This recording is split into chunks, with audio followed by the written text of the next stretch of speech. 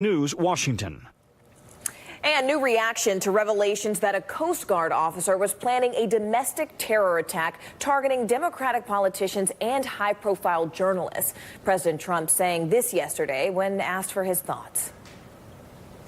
I think it's a very sad thing when a thing like that happens, and I've expressed that, but I'm actually getting a very complete briefing in about 2 hours. Do you think that you bear any responsibility for moderating your language when it comes to that? No, I don't. I think my language is very nice.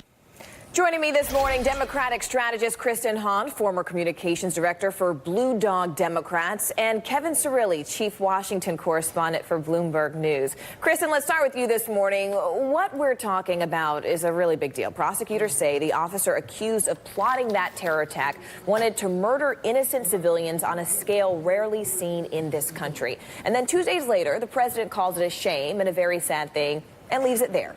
What's your reaction? It's shameful that he would wait 2 days to say something. Can you imagine if this individual, this is domestic terrorism, can you imagine if this person had been a Central or South American individual or somebody who is Muslim? He would be tweeting about it, he would be talking about it. It's unfortunate, it's sad that the president wouldn't say something and make a bigger deal of this, because it is domestic terrorism, something that we need to talk about and elevate in this country. Kevin, what did you think of the 2-day delay, and what did you think of the president's remarks when he did make them? You know, look, I was at the White House yesterday covering the U.S.-China trade talks, and during those comments by President Trump, where he was asked about a host of different other things inside of the Oval Office, I think this is a really good example, and Hallie's question really captured this. I believe it was Hallie who asked him that.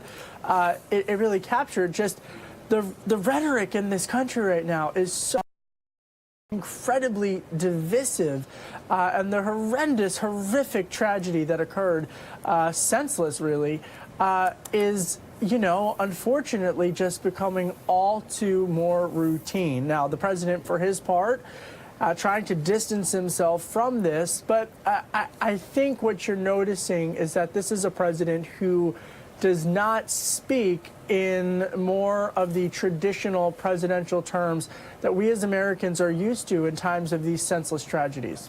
Kevin, you call them traditional terms, and you mentioned Hallie's question. Yeah. I want to turn now to White House Press Secretary Sarah Sanders' remarks early yesterday, because they also made a stir. Here she is. I certainly don't think that the president at any point has done anything but condemn violence against journalists or anyone else. Okay, but here's a clip from this past October that tells a bit of a different story. Greg is smart. And by the way, never wrestle him. You understand that? Never. Any guy that can do a body slam, he's my kind of...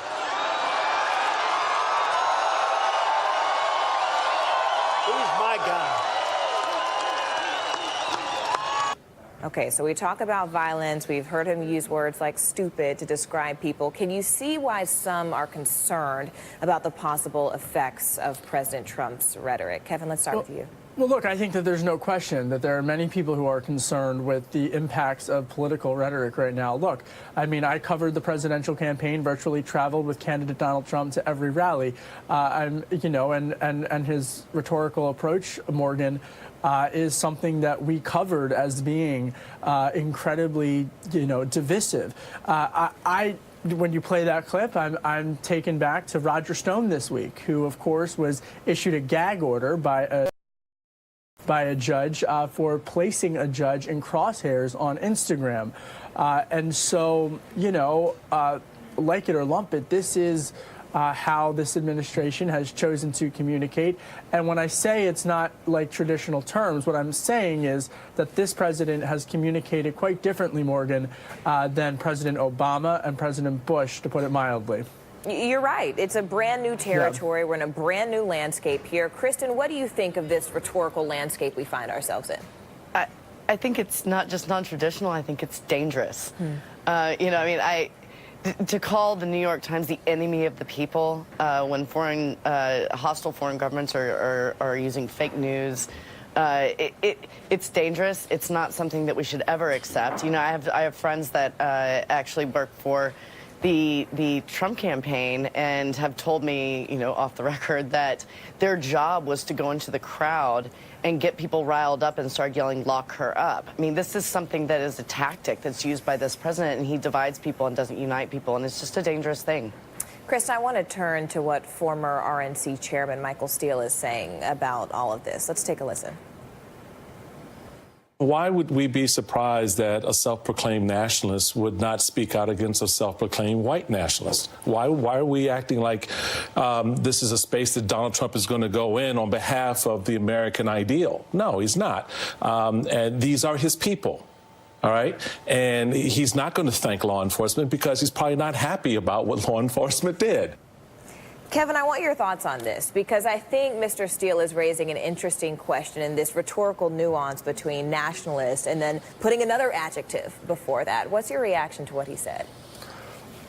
Well, as a reporter, I mean, I think that the former RNC chair is making clear his positions known on this, and I think that racial intolerance of any kind should not be accepted. I think that the larger 30,000-foot view here is that these are criticisms that have dogged this administration well back to the campaign as well as during his first years in office, and obviously the administration has pushed back on that. Kristen, I want to turn now, if we can, to Congress, because we have a big week ahead, including the House vote for resolution that aims to block President Trump's national emergency declaration. The New York Times has a new editorial looking at the GOP's upcoming decision, the Constitution or the Donald, it reads. Critical principles are at stake. Congress's power of the purse, the separation of powers that transcend any one declaration or leader. Members of both parties need to make clear that a presidential peak is not the same thing as a national emergency, that a president who fails to persuade Congress to support his priorities can't then simply pursue them by fiat. So do you think that is how Republicans are looking at this vote? Does it come down to the Constitution or the Donald? That's an interesting way of looking at it. I think that if you look back at even what Republican Senator John Cornyn from my home state of Texas said, it's a bad idea for the president to declare a state of emergency because in my mind, this is not it's a decision that the Republican members of the House and Senate are going to have to make, whether it's constitutional for them or not. But it's a vote that matters, and it doesn't matter because it's not going to override the veto, particularly not in the Senate because Mitch McConnell said he was supportive of it. But I got to jump in here. I'm just saying it's important because the members are going to be on the record. They're going to be on the record. They're going to have to vote on this. They're going to have to declare, talk about where they are.